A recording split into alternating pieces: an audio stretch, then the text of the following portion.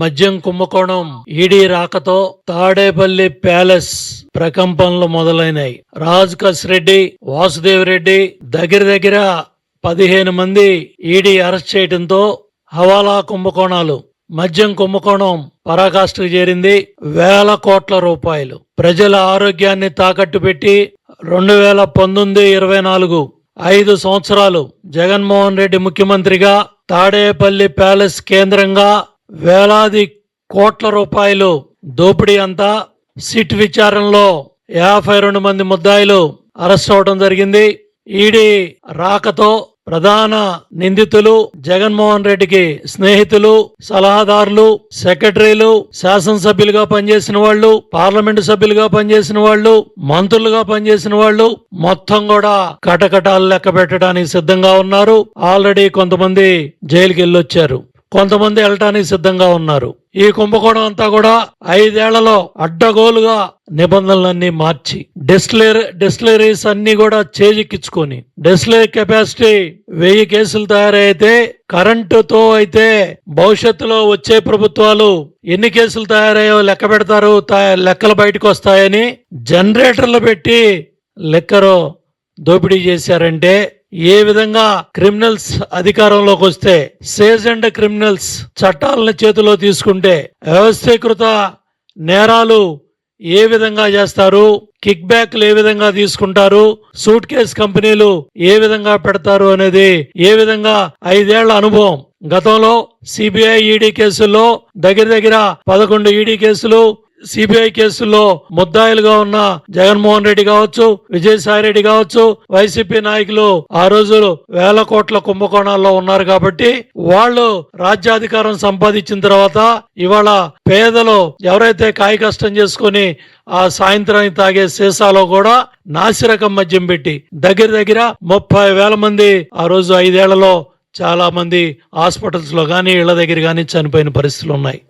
లక్షలాది మంది కిడ్నీ కావచ్చు, లివర్ వ్యాధులు కావచ్చు, రకరకాల జబ్బులతో చాలా మంది ఇబ్బంది పడిన పరిస్థితి ఉంది. ఇవాళ వీళ్ళు ఏదైతే డిపోల దగ్గర నుంచి రాష్ట్ర స్థాయిలో జరిగే నిర్ణయాలు, జిల్లా స్థాయిలోనే జరిగే నిర్ణయాలన్నీ కూడా ప్రభావితం చేసి కేంద్ర సంస్థల్లో పనిచేసే అధికారులను తీసుకొచ్చి వాసుదేవ్ రెడ్డి లాంటి వ్యక్తుల్ని పెట్టి, రాజ్ కస్ రెడ్డి లాంటి జగన్మోహన్ రెడ్డి స్నేహితుల్ని దీనికి అండదండలుగా పెట్టి తాడేపల్లి ప్యాలెస్ కేంద్రంగా మరి విజయసాయి రెడ్డి అవ్వచ్చు, మిథున్ రెడ్డి అవ్వచ్చు, చెవిరెడ్డి భాస్కర్ రెడ్డి అవ్వచ్చు, వీళ్ళందరూ కూడా కలిసి కారుమూడి నాగేశ్వరరావు మరి వాళ్ళ కుటుంబ సభ్యులు కొడుకు సునీల్ అవ్వచ్చు, ట్రాన్స్పోర్ట్ కాంట్రాక్టర్లు అవ్వచ్చు, వీళ్ళందరూ కూడా కలిసి వేల కోట్ల రూపాయల దోపిడీ, 3,500 కోట్లు మరి లిక్కర్ కుంభకోణం, ట్రాన్స్పోర్ట్ కుంభకోణంలో దొరికితే ఇంకా దొరకాల్సిన వేల కోట్ల రూపాయలు ఇంకా దొరకాల్సిన పరిస్థితి ఉంది.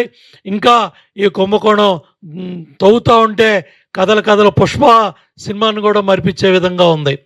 ఏ విధంగా అయితే పుష్పలో మనం ఎర్రచందనం దొంగలు చూసామో, ఇక్కడ ట్రాన్స్పోర్ట్ క్యారేజీలో వెనక ఒక పెట్టెల్లాగా తయారు చేసి 8,36,00,000 మనం చెవిటికలు దగ్గర, మన చిలకల దగ్గర ఎన్నికల టైంలో చెవిరెడ్డి భాస్కర్ రెడ్డి మనుషులు మరి డబ్బు ట్రాన్స్ఫర్ చేస్తూ ఉంటే 8,36,00,000 రూపాయలు ఆ రోజు చిల్లకల్లు చెక్ పోస్ట్ దగ్గర పోలీసులు పట్టుకోవడం జరిగింది.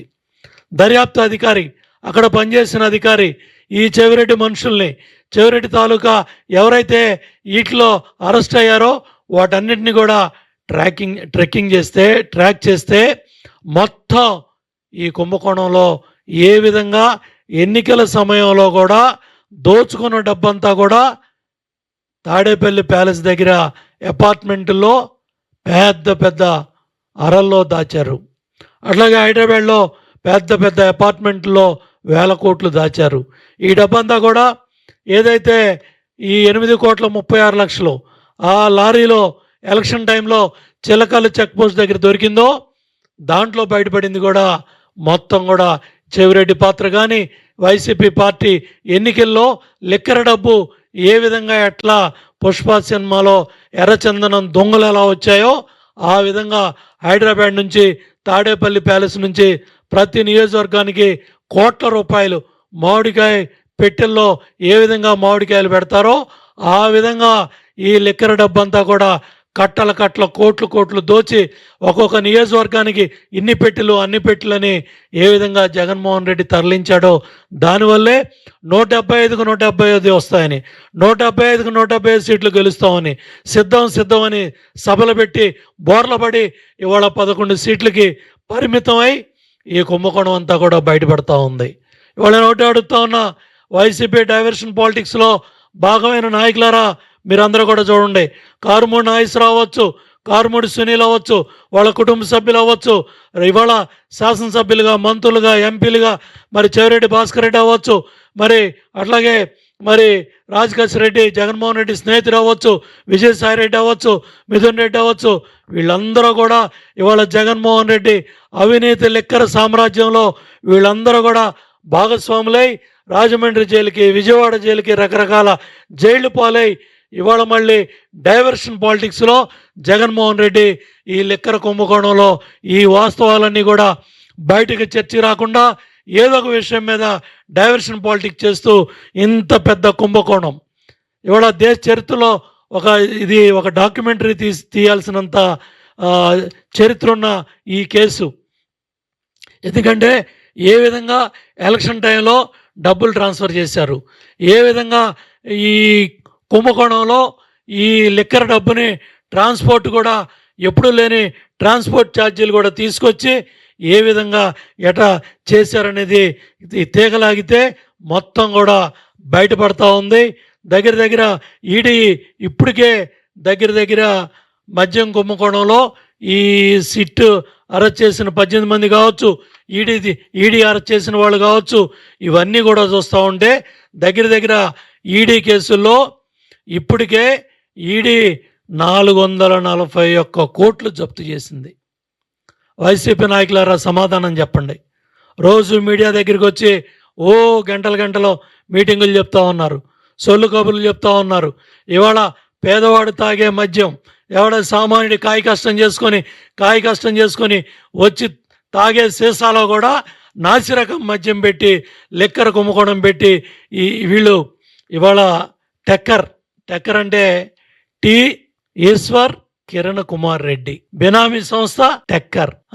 వీళ్ళందరూ కూడా ఎటువంటి బినామీ కంపెనీలు పెట్టారు, ఏ విధంగా పేర్లు పెట్టారు, ఇవన్నీ కూడా చూస్తూ ఉంటే మొన్న ఇంకొక అతన్ని నేపాల్ దాటించి దుబాయ్ పంపించడానికి ఒక ప్రణయ్ ప్రకాష్ దొంగలు ఎలా దొరుకుతారో చూడండి. వీళ్ళ మీద లుకౌట్ సర్క్యులర్ ఉంది. సర్క్యులర్ ఉన్నా కూడా నేపాల్ బార్డర్కి వెళ్ళిపోయాడు. నేపాల్ వెళ్ళిపోయి విమానం ఎక్కేటప్పుడు వాళ్ళు ఏ విధంగా ఎట్లా వచ్చావు ఇక్కడికి పట్టరమ్మన్నారు. అతను ల్యాండ్ పోర్ట్ దగ్గరికి వెళ్ళి ముద్ర వేసుకుంటా ఉంటే ఈ ఎల్ఓసి బయటపడింది. ఎల్ఓసి బయటపడితే దుబాయ్ వెళ్ళాల్సినాడు ప్రణయ్ ప్రకాష్ జైలుకి వెళ్ళాడు. ఇవాళ దుబాయ్లో ఈశ్వర్ కిరణ్ కుమార్ రెడ్డిని కూడా దుబాయ్లో పెట్టి అక్కడి నుంచి డ్రామా నడిపిస్తూ ఉన్నాడు జగన్మోహన్ రెడ్డి, పులివెందుల శాసనసభ్యుడు.